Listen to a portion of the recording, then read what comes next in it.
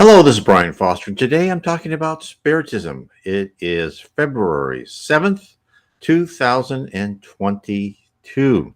Before I begin, let's have a prayer. Dear Jesus, please help us here on earth to ensure that we can withstand the tyranny of what the world governments are trying to impose on us. We understand that the spirit world encourages free speech. We know that some people will say good ideas, some not so good ideas, but we are all encouraged to think for ourselves and to believe and to sift and analyze information that we are given. So one day we can become more discerning spirits and not live under an artificial construct such as imposed on us by governments led by all too frail humans. Amen. So today we're doing questions and answers about Spiritism. So if you have any questions, please put them in the comment section. I will start on a list of questions we have from people who have sent them in. So if you are watching this after I've live streamed and you wanted to ask questions, put questions in the comment section. I am notified when I get comments. I will then copy and paste them into this Word document of the questions I have, and I will go over them in the order that I have received them. So, also, if you're interested in Spiritism, I have here, you can see on my title page, I have the three of the main books from Allan Kardec. He codified the Spirits book with a series of 1,019 questions he asked spirits who are organized by the Spirit of Truth as promised by Jesus Christ in the New Testament. Another great book, anyone who's interested in mediumship and communicating with spirits, is the Medium's book. And then the third one, which I found very helpful because I didn't understand everything that was said by Jesus in the New Testament, is the Gospel According to Spiritism. In fact, I'm writing more and more articles. I'm going through the New Testament and I am interpreting them. And you'll see occasional videos as I bring them out. And my interpretation of what Jesus meant and how Spiritism can fulfill and kind of go through kind of the haziness of the parables and his hidden meanings. Okay, so let me bring up the wait, before I start, one last thing. The other thing I recommend is download my free PDF, NW Spiritism, on my site, nwspiritism.com. My free PDF is Spiritism 101, the Third Revelation. Of course, it's also in Kindle paperback and Audible format. Also, I have the whole Spirits book in Audible and MP3 format on my blog site, nwspiritism.com, as well as a playlist on YouTube.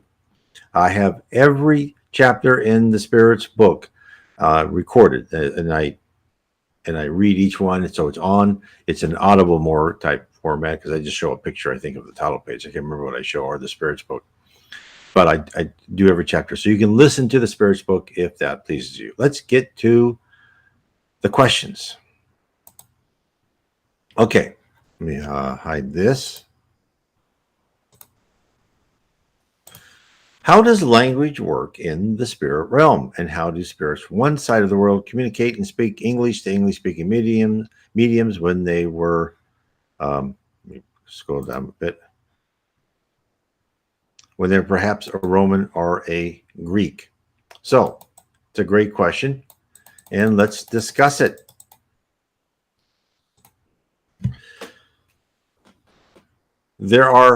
Now, spirits talk to spirits through their mind and through pictures, and they also use verbal too. Now, how do they talk to mediums?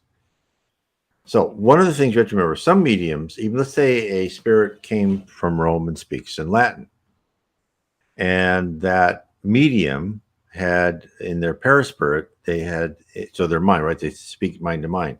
The medium had in a past life lived in a Latin-speaking country. So your perispirit remembers every language you've ever spoken in your past lives. So you have an automatic translator. Now, another way that will happen is, so therefore that will be facilitated by that. Another way that will happen is if a spirit's trying to talk to medium and there's not any languages in common, they will have another spirit interpret. They will send mind messages and pictures to another spirit, which will then pass it on to the medium. In fact, that's how many of the books that were dictated to Chico Xavier in the whole Andre Luis series, and also the Reverend G. Vaon, his books, is it wasn't just done by one spirit talking to Chico or Reverend G. Vaon.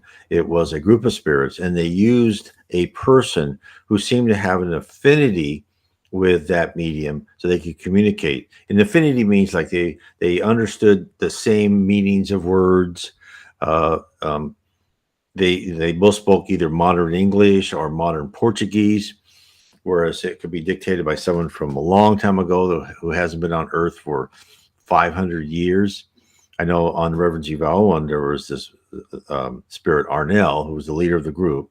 He hadn't been on Earth since the Renaissance time, and so he had to use a young woman who had passed away, right, and around the same time as passed away recently, let's say within 4 or 5 years, and used her to facilitate, as he thought, and the other group had thinking that she could change their version of English, because Arnell was an English speaker, but he used the old English, right?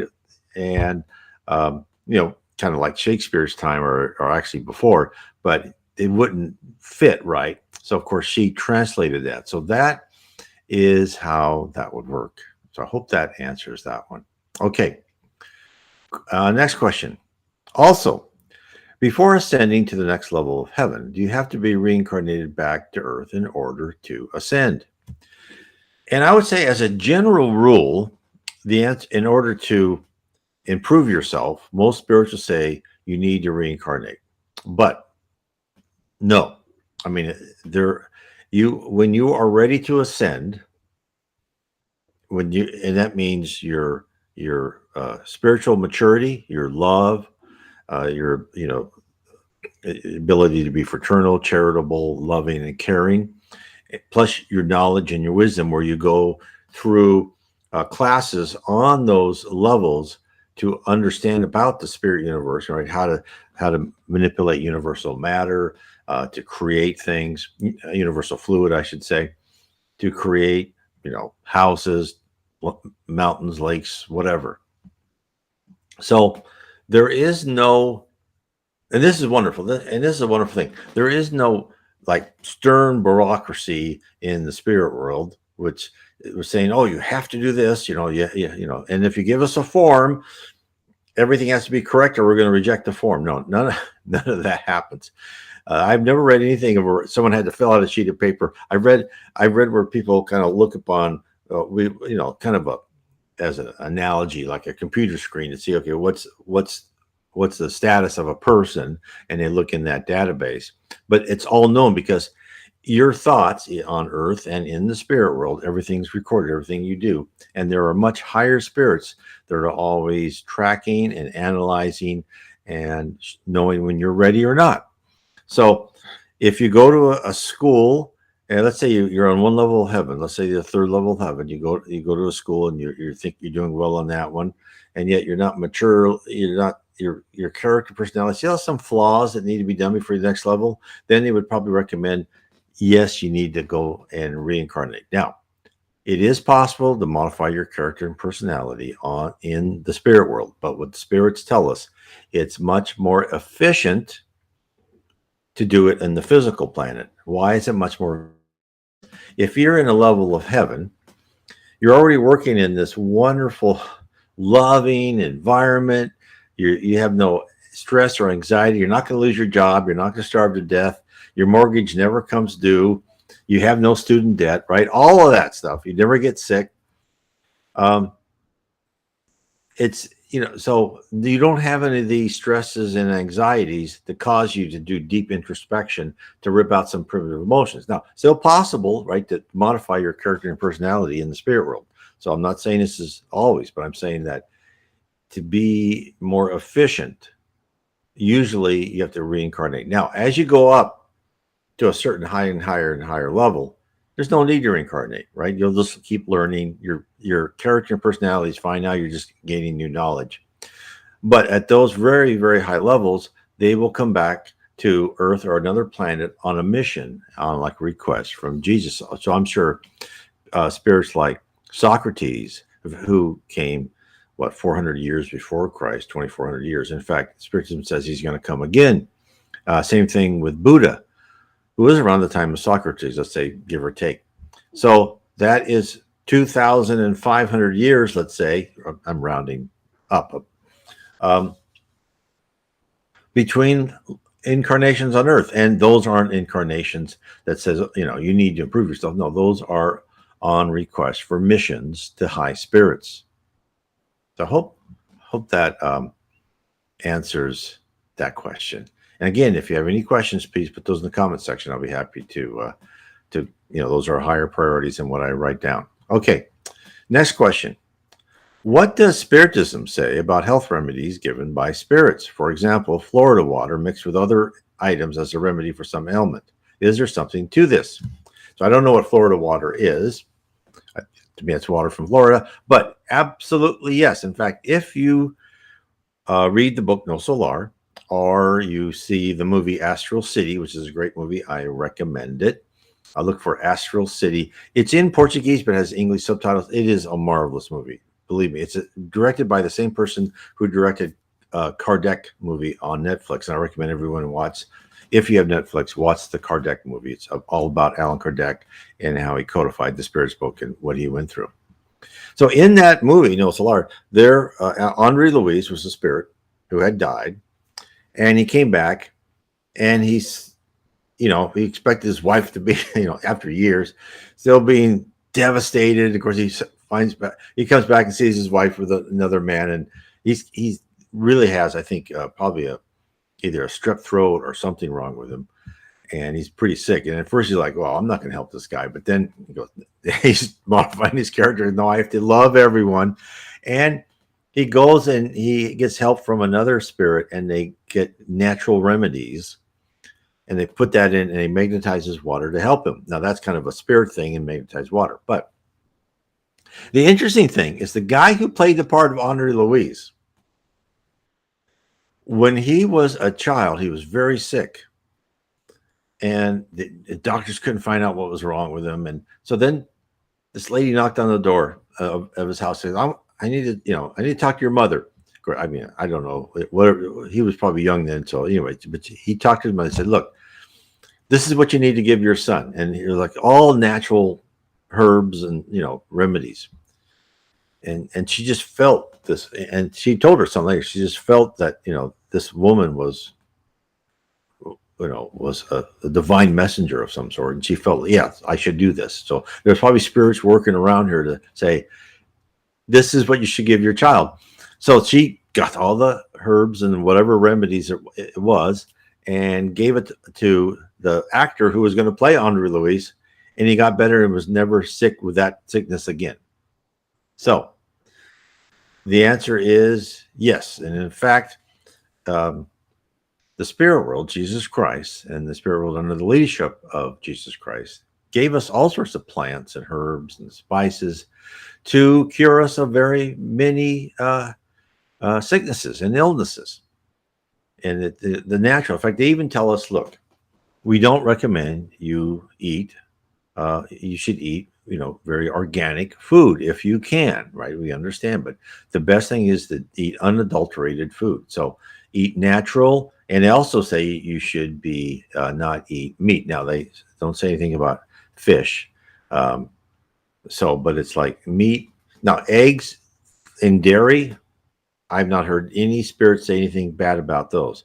It's the fact that you're killing these animals that they object to. And you should always treat animals humanely. But fish must be and I could be wrong about fish, but I have not heard any spirits say don't eat fish. And it's probably because they're on a lower level. So they encourage everyone to eat organically. Now I still eat meat. My wife and I try to go as long as possible. Sometimes we just get that urge. So I fell at that. But on the whole, we try to keep it to a minimum, and we feel healthier, but still we eat meat. But they recommend that you do not, that you become a vegetarian, but not a complete vegan. Don't don't stop eating eggs and milk, cheese, and things like that because you're not hurting it. The animals are being useful. You're not hurting them at all. Okay, and that's what our bodies are used to. Next question. In the lower cities of Jupiter, am I understanding correctly that at certain points at time they are allowed to see higher levels or other dimensions? And is that done to encourage the desire to progress? And the answer is yes, that is done to encourage the desire to progress. In fact, that's how the spirit world works. They believe in you motivate yourself, and they will. So they'll do that. They'll take people on levels 1, 2, 3, or whatever, even level 10 from heaven, and they'll bring them up a higher level, or they'll take him or her to other worlds.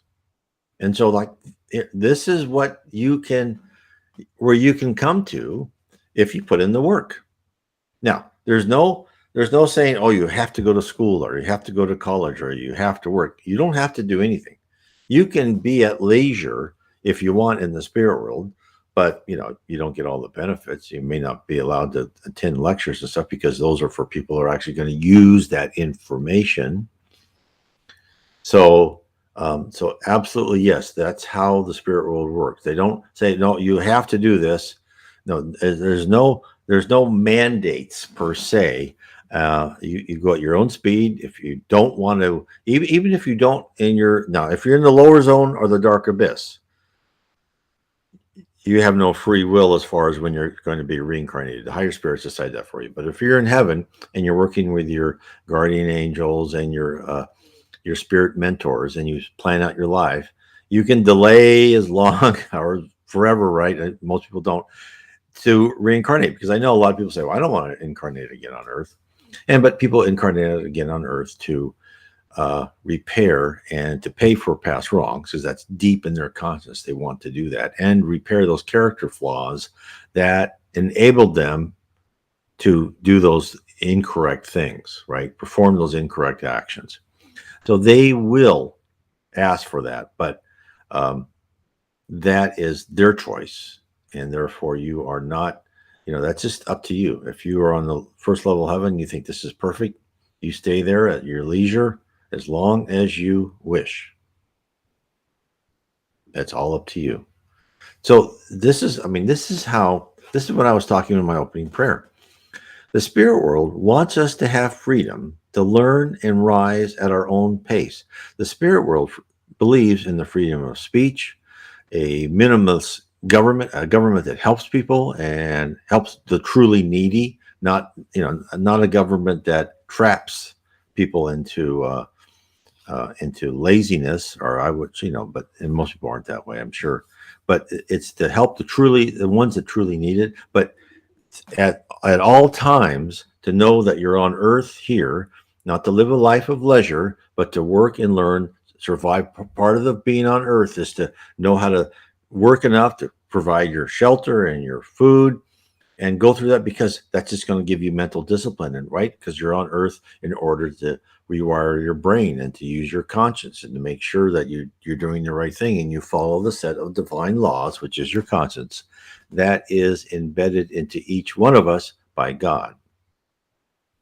Now, some people, you say, well, I see people that have no conscience. Well, they have a conscience. They don't exercise it. They ignore it and they rationalize it away. Just like we do, not everyone, but a lot of us do as teenagers. We rationalize away bad decisions. I know I did.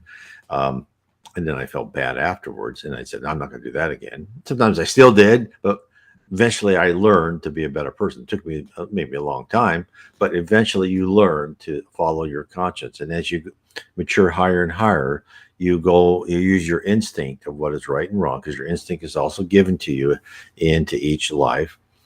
So those are two things, right? And when people say we have no knowledge of what we did wrong in the past, well, that could be right, but you have your conscience, which tells you what is right and wrong, and your instinct. It also sometimes will tell you, oh, that's a bad path, or that person, I'm not sure about that person. I've met that person before in some previous life, or that's a bad decision. I don't want to start taking drugs or alcohol. That's an instinct telling you keep away from that, right? So those things come with us, and the spirit world knows how to manipulate things so well that we will be taught the lessons we need to learn. We don't need to remember past lives, because if you remember your past lives, you may be raised in a family that you killed your mother or your father, or you stole all their money, and yet here you are with you love your mother and father, and you'd feel horrible if you knew what you did to them in a past life. That would not help you at all. You know, knowing the good people would help you, but the bad people, those are you're supposed to reconcile. So there's a good reason why we don't remember our past lives. Okay. So I hope that answers that question. Again, if there's any questions, please put them up there. Now, next question. Emanuel Swedenborg wrote a book, Life on Other Planets. Swedenborg attested that there is life on other planets. So now, first, that one I want to go over. Actually, Swedenborg was never taken to another planet. What the spirit said, and I actually even talked about this in one of the books by Andre Louise, a spirit was saying, yeah, Swedenborg came into the higher levels of heaven, into different levels of heaven, I should say, and he thought it was on other planets, but he wasn't. He was in heaven. So Swedenborg actually was not on other planets per se. He was in other environments within different levels of heaven. But still, Swedenborg is great. He says many, many wonderful things, and he's very revered. Okay, now, talking about other dimensions in our world, that brings to my mind about parallel universes, where there is an exact duplicate of us right now, living a very different life because we made different choices in life. So let me address that situation, because I want to talk about that, because that's a lot of people profess that. And the question is, multiple lives and multiple dimensions. Do we live all possible variations of our lives in parallel? Now, that theory says that every variation, every choice and possibility we have are lived simultaneously in different universes or dimensions. That as we speak, there are other us's out there making other choices. That we learn from each separate life and grow from the experiences. Eventually, we come and we meld together toward a more enlightened soul. Now, I do not support this theory. This is my opinion. I do not know for certain that theory is incorrect.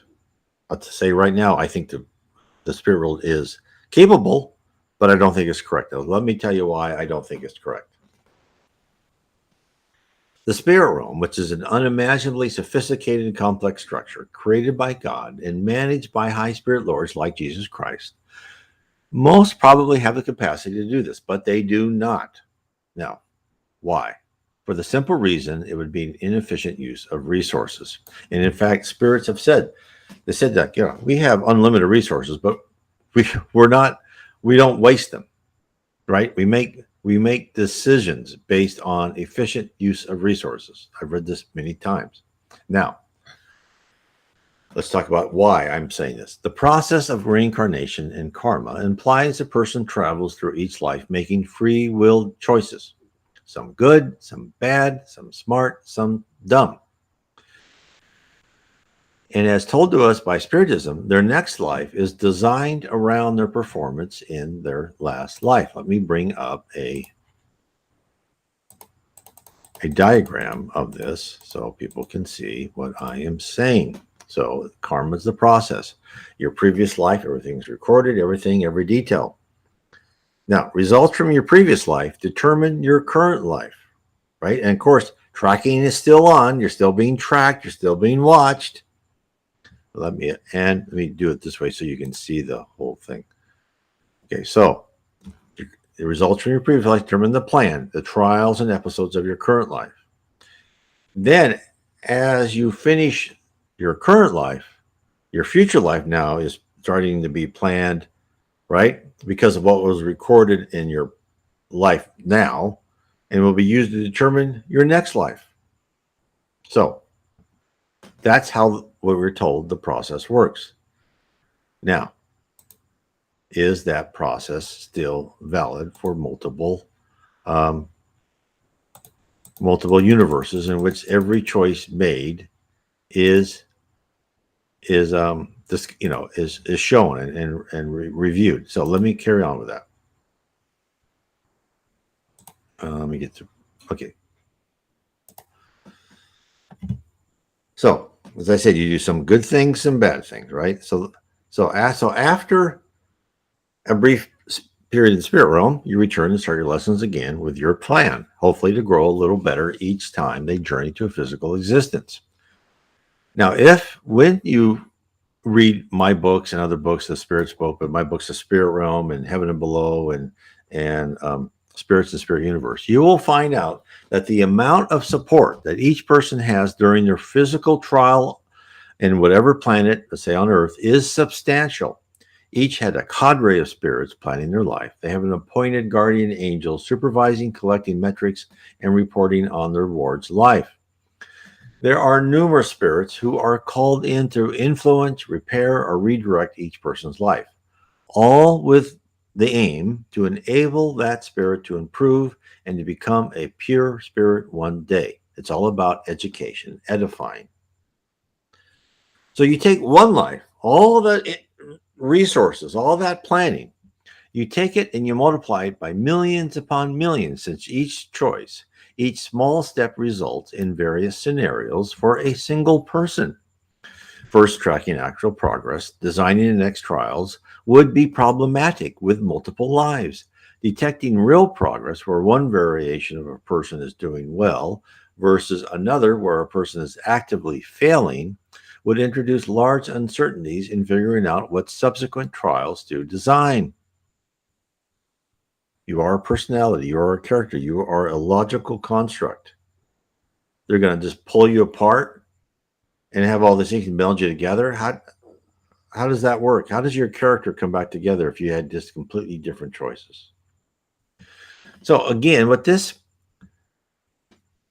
is like a Monte Carlo simulation of exploring every possible path of a spirit. Does have its uses though. So I've seen where this is used. And give you an example where they would extrapolate the future for a person in the present.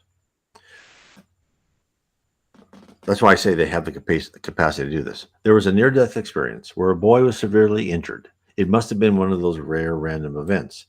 He was very injured, so he was taken to spirit world, and he was told that he could choose to end his trial early, but there would be consequences.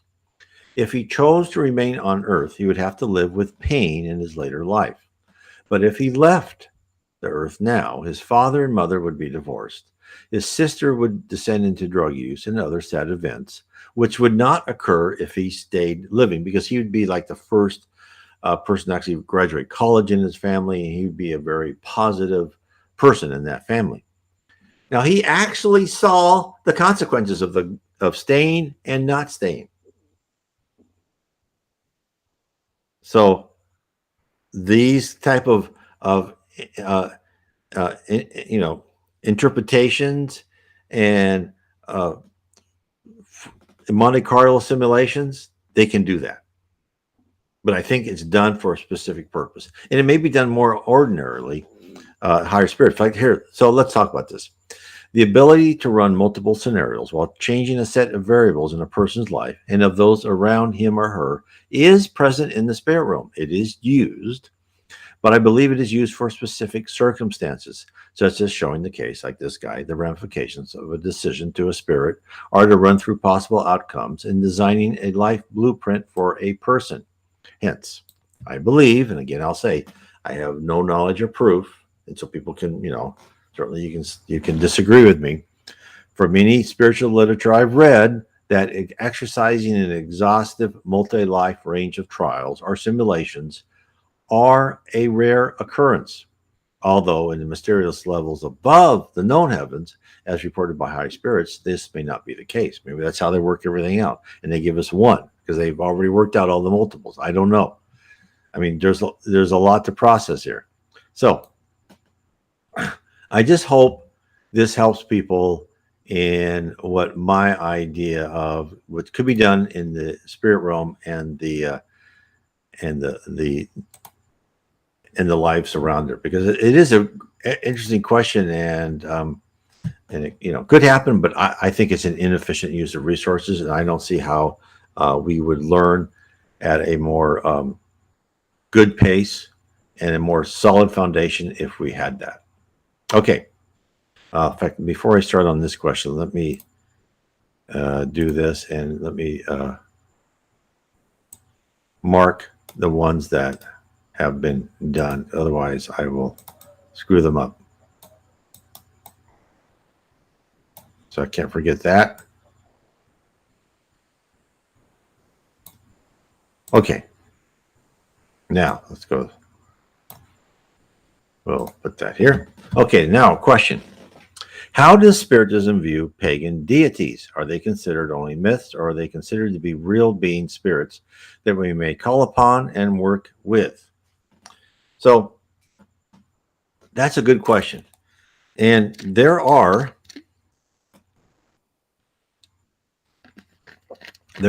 deities. Now, let me go back even further. So, the negative deities like Baal and spirits that demanded child sacrifice, those were ignorant, not good spirits.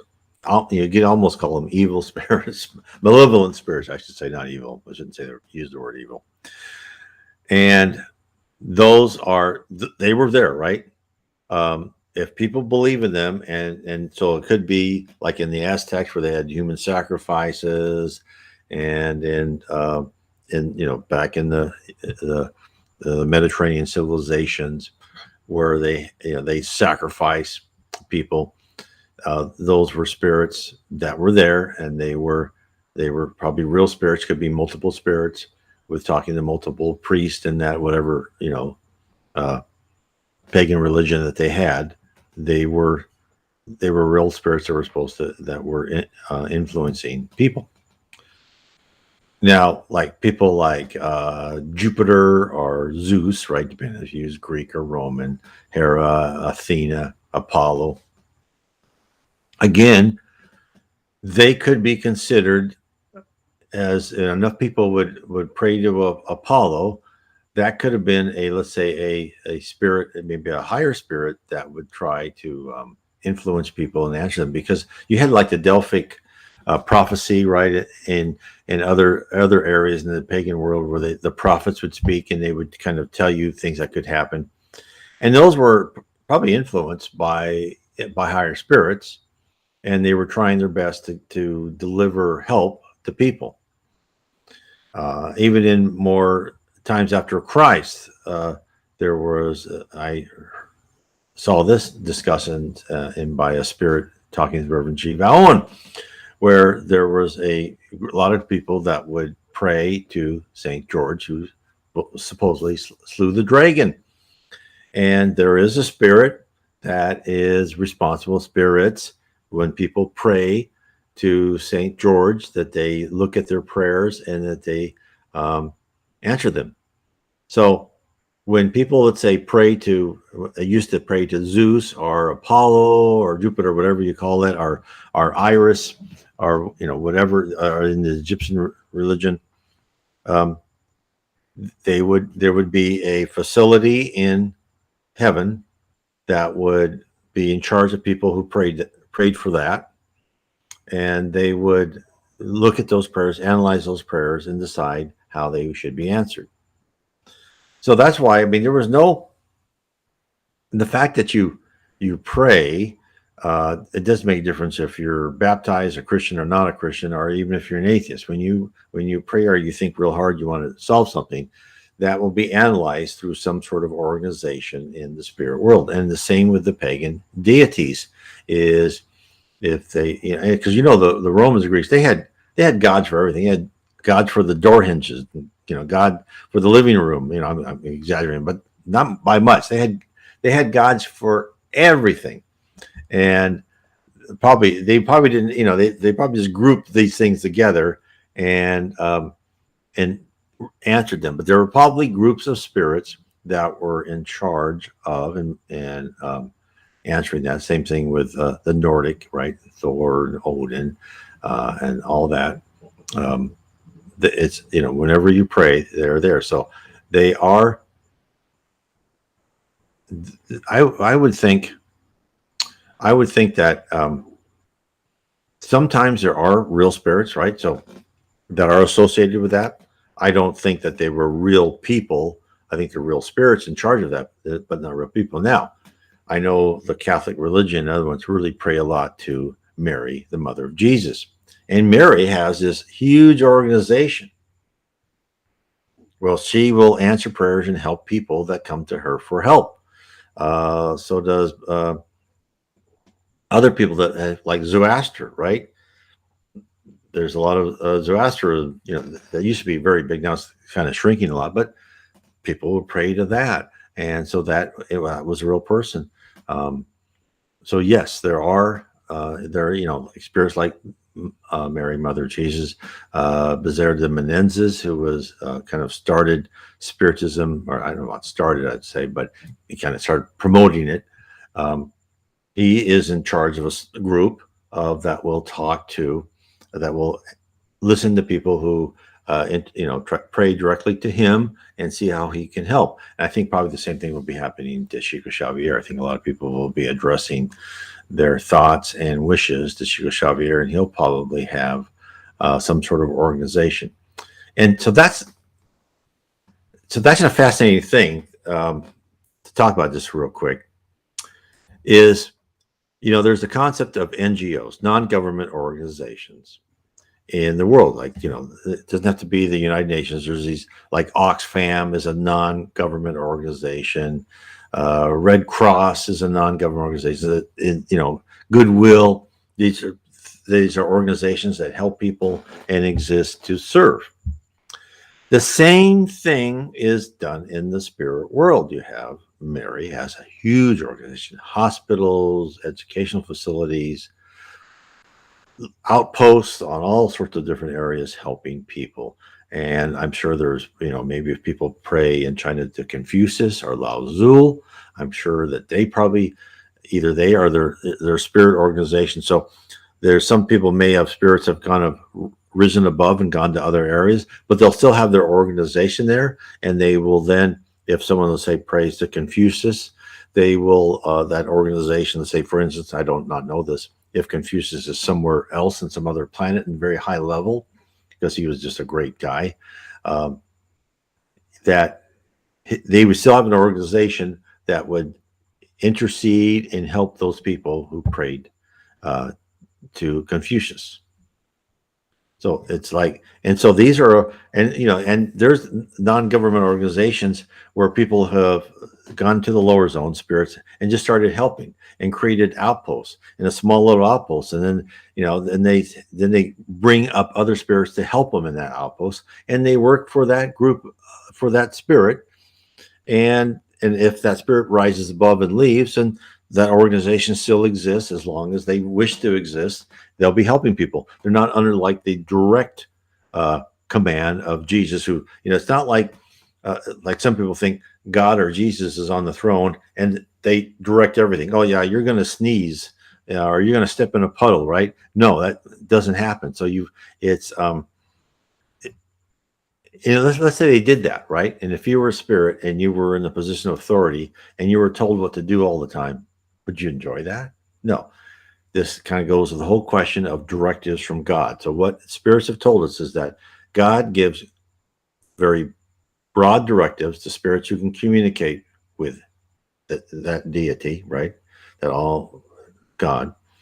And then those broad directives are then given to high lords, let's say, like Jesus Christ, or people above him. And then Jesus Christ gives broad directives to his workers, his managers. And so it's not like you're told what to do in every little detail. You're given like, okay, we need to bring the earth and get it ready to be a planet of regeneration. How are you going to do that, right? So you'll get that very high up. Oh, we want to get there. And then they will help plan out how to do that. So you're given real work, real creativity, and you're given like a broad highway. And what you do within that highway is up to you. Let's say with the evolution of animals, you can decide, I want the evolution of animals this way. And they're not going to tell you exactly what DNA to change. That's going to be up to a team. That's why when you go into the spirit world, you can go to a lot of wonderful, interesting jobs in the spirit world. and use your creativity with plants and animals or or human-like cultures, society, all these things. So I hope that answers that question. Okay. Is any life wasted? By wasted, I mean to have made little to no progress in development. And how does the spirit world judge these souls upon return to the spirit world?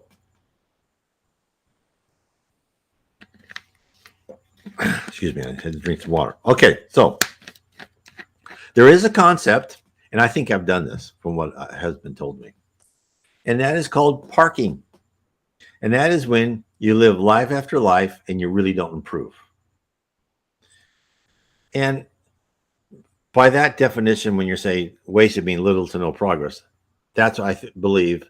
If you agree with me or not, let me know. But that's what I think you mean by wasted. We always learn something, but you don't really achieve another level.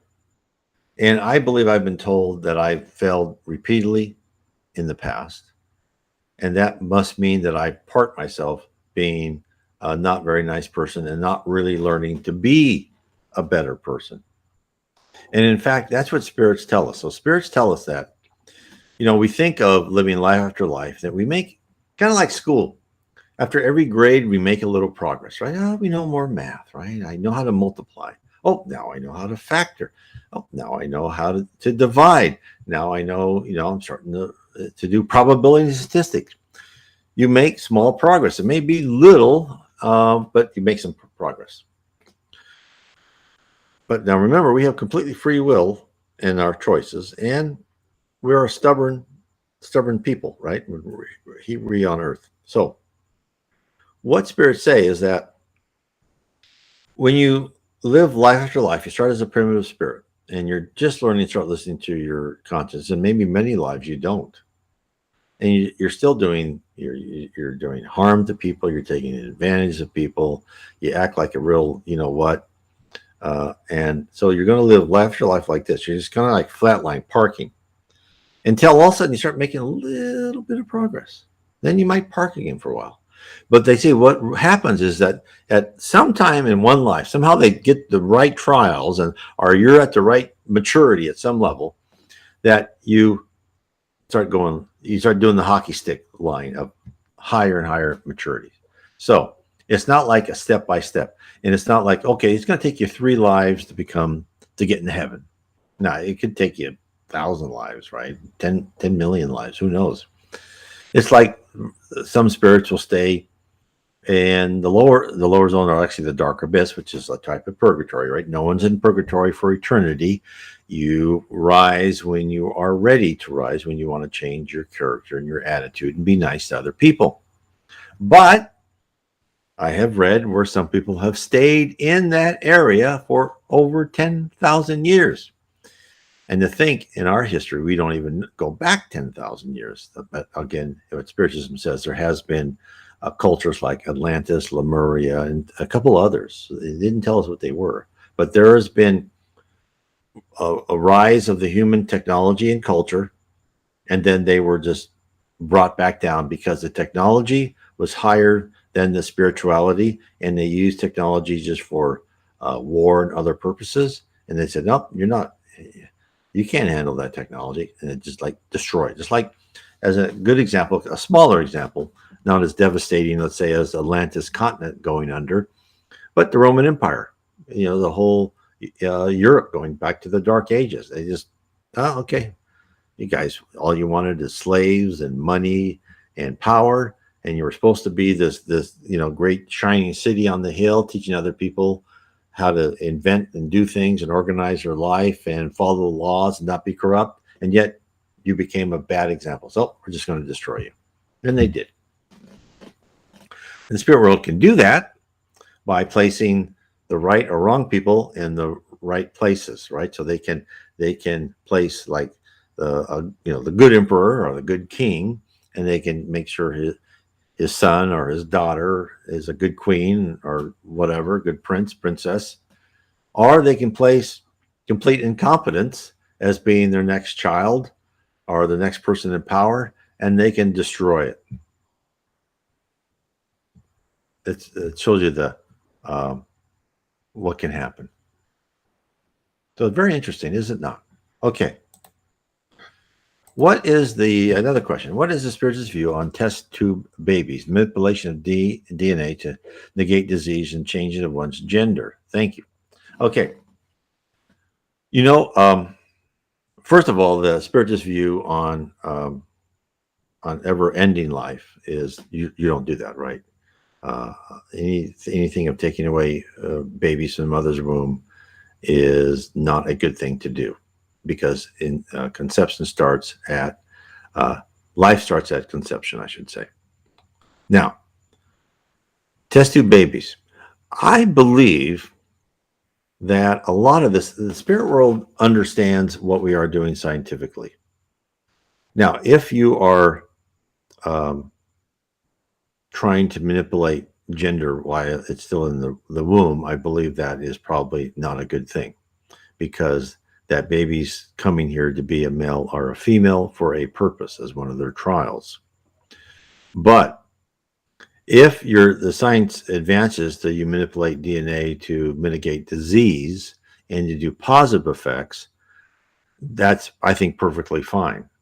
You really got to look at the morality of it and why you're doing that. And I think that's a good question. I do not know for sure the answer.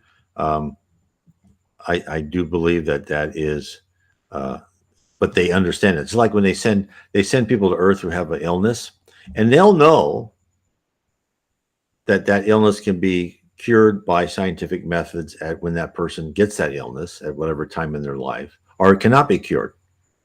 They know the future like this, right? They'll know what happens. They'll know when you have advances in curing diseases. So again, Spiritism says, go to your doctor, use what you need to use, be cured. It's not like no, the spirit world will cure me everything. No, the spirit world says use the methods that are available to you in your current culture, technology at the time. And so I believe that the manipulation of DNA to negate diseases, I think, is a positive influence. I don't think there'd be any, and they would know about that. But to manipulate DNA for your own purposes, because I don't, I want this or I want that, and I think the answer is negative on that. I don't think they would like that. Okay. What about another question? What about when a person gets bullied in school and takes a baseball bat and beats up the bully, or a girl who was sexually abused by her dad finds a gun and shoots him in his sleep? So first of all, I mean, for adults, you should just get out of the situation. But again, for a child, when a child does something like that, they are much more forgiven by the spirit world. And when, let's say, that poor girl commits suicide because of abuse, they do not treat it like a suicide by an adult who left her life early because they couldn't stand the trials. They're much more, because usually on a suicide, you have to stay until you were planned to die. But when someone who's really been traumatized like that, there are always exceptions. And again, I believe there would be exceptions. I believe that person would know that was not the way. When after they went back to the spirit world, they'd understand that wasn't the way to solve that. But if she was young who didn't know any better, it's not like she's going to have to be. Let's say if a regular person murders someone in their life, right? They're a criminal. And they murder someone in their next life. Most likely, they will be murdered. That's someone will be put in the position to murder them. For someone like this, I don't think that would take place, because they would know because they don't have a predilection. It's not in their character to do that deed. That was in response to something very hard. And again, like the boy or girl that gets bullied in school and takes revenge. Again, I think they would know that they would learn other ways to mitigate that, but in their immaturity, they would not know, and maybe they did not get the help they needed. Maybe that was a test for them. But I don't think they would say, okay, we're going to make sure you learn not to do that in your next life, when they probably would learn at a higher level. Because remember, you don't get your you don't get your true personality in you until you're like 15 to 20, 21, right? That's when your true personality comes into the forefront. That's why teenagers are so screwed up, because they're leaving their parents and they're getting the influence of their true past life personality. So it all depends on the age too. So it's a good question. Okay. Um, can God be testing me in my current reality to see if I'm able to do something, or if I'm worthy of the next life that I'll have that will have lots of pleasure and fun, beautiful relationships? Well, you're always being tested. And as I said before, with karma, they're always seeing what you're doing. And the more you make good decisions, and the more you show and demonstrate your maturity, your calmness, your amount of charity, love, fraternity, honesty in your daily dealings, your next life will be different, right? Your next life won't be full of hard trials and tribulations. You still may have some to broaden your horizons, right? Because not all trials and tribulations are because of past wrongs. Some are just to make sure that you're a more well-rounded person, because in order to become a powerful spirit and use your mind for action in the spirit world, you have to have lots of experiences. So there's always going to be something. So my advice is that you're always being tested. There's always someone coming along to say, "Oh God," some person that you just makes your life not good at that moment, and how you handle that situation, or some relationship you have, or were you honorable to that person? Um, those are all things that will feed into your next life. So yeah, now where you have lots of pleasure, that's up to you, and fun, beautiful relationships, again, that is up to you. That is not uh, you know, coming to Earth isn't for pleasure or fun, beautiful relationships. It's for edifying and relationships. It's for learning, and it's for uh, working with the opposite sex, and maybe some of the same sex, depending on your relationship of different genders, which is fine by the spirit world. But it's learning from that other person, interacting, learning, learning the good things that they give you, that they can help have you grow, and you help them grow. That's really the most important thing.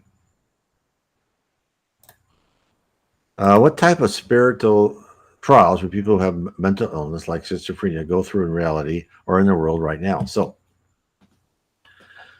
the trial itself is having that. So why would people have schizophrenia or mental illness? So not all the time. Some of these are organic, and Spiritism says always check with your psychiatrist, psychologist, or doctor, and take your medicine and so forth. But most people who have these type of illnesses are being fascinated or obsessed or influenced in some way by spirits who are doing that to you for a reason, because usually you did something horrible to them in the past life, and they're influencing your brain negatively to get revenge on you, because they think that Jesus and God doesn't judge people. Which is wrong, because you ask these spirits who are obsessing you, why did you do that to them? Because they probably did that to somebody else in a previous life that they don't remember, right? Because they're not allowed at that low level to remember all their previous life. So in spiritist hospitals, what they do, they'll have medium meetings, and they'll give regular therapy just like they do in other hospitals and psychiatric hospitals. But they'll also have meetings, and they'll see why these spirits are trying to influence you negatively, and talk to them and say, okay, how can we help you? And try to discuss with them the fact that they're obsessing you is actually negative to those spirits, because they're wasting their time. They're not improving. They're not getting better to be a better person. The spirit world will take care of people who've done wrong. You don't have to worry about that. Every action has a reaction. No one escapes justice in the spirit world. So it's a hard trial. It's a hard trial for people going that, because the spirit world lets that person be influenced by negative spirits. I feel for people who have to go through that. In the physical realm, we breathe air. Is there a process in the spirit world, ergo absorbing universal fluid? And the answer is yes. So in the spirit world, you're more ethereal. No. And of course, as you go higher and higher, right? So every time you go higher, you're more energy and less matter. So it depends what area. But in the spirit world, in the physical world, you have to breathe air and you have to eat a lot of calories because we have this gravity on us that every time we walk, we're using up calories, right? In the spirit world, there's none of that. It's all thought, and therefore you need less energy. So in the spirit world, you don't need to eat. The people still do because they like to eat. They like that habit of eating, and you still have waste to get rid of if you eat. But if you don't, and you only drink liquids, and a lot of your needs are just absorbed by the environment, which is some sort of combination of universal fluid, just like you said. It's probably not pure universal fluid because that's the building block of everything, but it's probably manipulated by spirits, whatever level of heaven or whatever within that city, because there is in No Solar, there is a water department that will magnetize water, even for the rivers and the flowing, and people can drink the water and they will be energized. And in fact, what they'll do in No Solar, this is a very low level of heaven. They try to get people to stop eating solid foods. And there's apparatus in the bathrooms to get rid of that waste. They don't say what it is, but there's apparatus in there. But you don't need too much. And if you just drink liquid, or they'll have like a broth, something like that, or like an apple fruit from the tree that you'll see spirits eating. So it's a lot less. And of course, everything is created from universal fluid into some sort of nutritional aspect for the spirits. So really, in the spirit world, when I say thought is action, there's still some physicality that's created by universal fluid, where you can think and you create. Of course, now there is manufactured physicality, just like there's manufactured physicality here on Earth. The physicality here on Earth is objective, right? We cannot control it, but we can have physicality in the spirit world, in the levels of heaven of surrounding the earth, and probably a little bit higher than that, where we can create with universal fluid, and we can create these concepts, cities, mountains, lakes, houses, whatever. If people want to see that through their spirit eyes, if they want to see the physical representation of what people created. Now, probably as the higher and higher you go, all that is gone, right? It's all mental.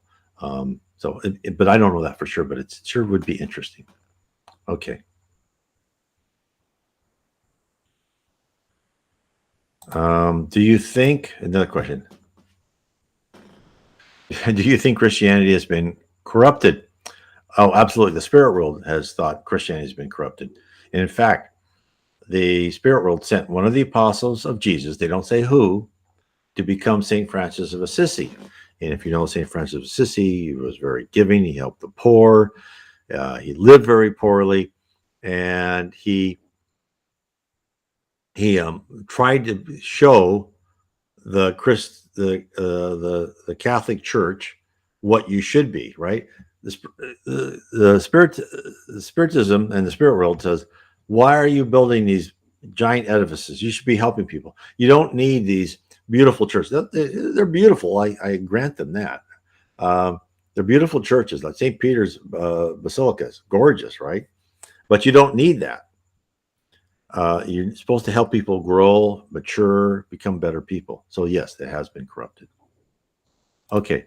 Oh, and then Glow Green says, when we talked about the omelet and defending your life. Yes. And I just did a video on that, 5 movies to watch to understand parts of the spirit world. And one of those was Defending Your Life, which I think was just a brilliant movie. I still love that movie, where you can eat all you want and you don't gain any weight. And yeah, you can do that. If you wanted to eat 6 omelets or 6 coconut cream pies, you're not going to gain any weight in the spirit world, because your mind controls that, what you look like. So you'll get excess of energy you probably have to get rid of, but you won't look fat unless you think you should look fat. Then you will look fat. but like defending your life, which is you should look at that one. But yeah, go to my YouTube channel. I think I just posted that a couple of days ago.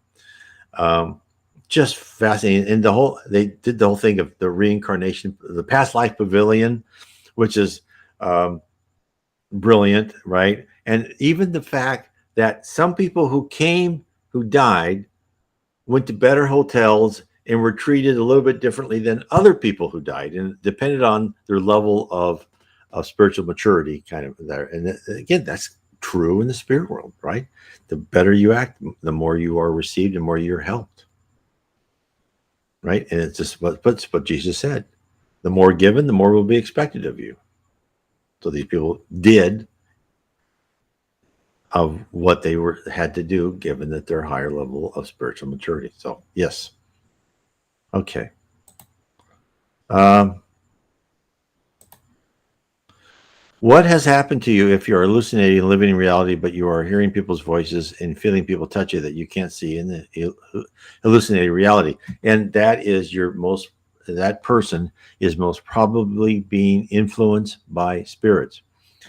And you should read the Medium's book, talking about different levels of spirits. And I'll talk about spirits, because spirits, high spirits will never do this. This will be lower spirits that will try to obsess you or fascinate you, and try to make you think you are feeling. They can't really physically harm you, but they can mentally make you think you're being physically touched and harmed. And therefore, you need to pray and meditate. And then even Allan Kardec says you might need an intervention by a third spirit to help these other spirits go. So I would really recommend you try to get help, pray and meditate, try to help your guardian, who's ever having this problem, with their guardian angel, and ask for assistance and read about Spiritism, get yourself at a higher level and know what bad thoughts, and then also send good thoughts to those people. If there's spirits that are trying to harm you, send good thoughts and say, I'm sorry for what I've done. I apologize. I hope you, and then pray for them to get help that they need.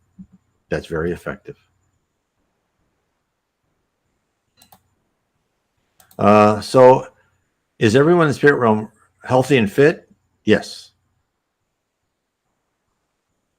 If they want to be, they can appear bigger, they can appear larger, smaller, taller, they can appear fat, but no, they're fit in the levels of heaven. Now, in the lower zone and the dark abyss, a lot of times they can appear, you appear as you are internally, so they can appear pretty hideously.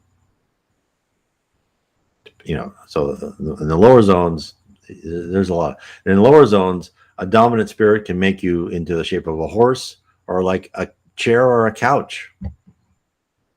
You don't just look like a person. You can look pretty monstrous. Then another question: could my obesity and me being a girl be a trial I am as a boy going through in reality? Well, yeah. I mean, this is where I think a lot of people have problems. So, let me give you examples. So there was this one poor woman spirit who had a pretty good childhood, growing up life, and then her father committed suicide, and she was brought into this like bar and used and abused by men horribly. Just horrible circumstance. Now, why did that happen? Because in a previous life, she was like the owner of that bar or establishment that brought in women and used and abused them horribly. So, generally speaking, spirits kind of incarnate as a male or female, but they can go back and forth as they see fit. But a lot of people have very hard problems because they've been put into the sex they're not used to as a trial. So if there is a woman who has abused men by their relationships, that woman may be brought in as a male to say, look, can you be a male for one life so you can at least commiserate and understand what they're going through, right? They're not just objects to use and abuse. can you get some empathy for them? That's why that these people will be sent in other genders so they can see that side of the coin. So yeah, that can definitely be a trial. Okay, I am past my hour, so this was really good questions, and I would encourage everyone to read my books. Go to my site nwspiritism.com. Look at the books I have on the left-hand side, and again, I would recommend, as an overview of Spiritism, to read my free PDF, Spiritism 101, the Third Revelation.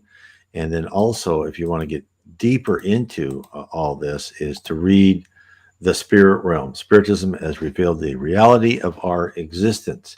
This will go through the spirit universes. The physical universe is a subset of the spirit universe. What you are as a spirit, about Jesus Christ, about what we do know about God, which is not that much. The spirits, how spirits improve themselves, how you can improve yourself when you're on Earth, and what is the future of Earth? What is the future of you, right? So all of these things are discussed in my books. And then also, if you want to dive even deeper than that, I go into books like, I have a series of 3 books, Heaven and Below, Spirits in the Spirit Universe, Book 2, and How We Are Guided by Spirits, Book 3. But I think a good one to really kind of get the whole logical construct of the spirit realm is The Spirit Realm. Spiritism has revealed the reality of our existence. So I want to thank everyone for being here today. Please share this video, subscribe, hit the bell, that way you'll be notified, and think good thoughts and try to be as a nice person as you can be. Thank you.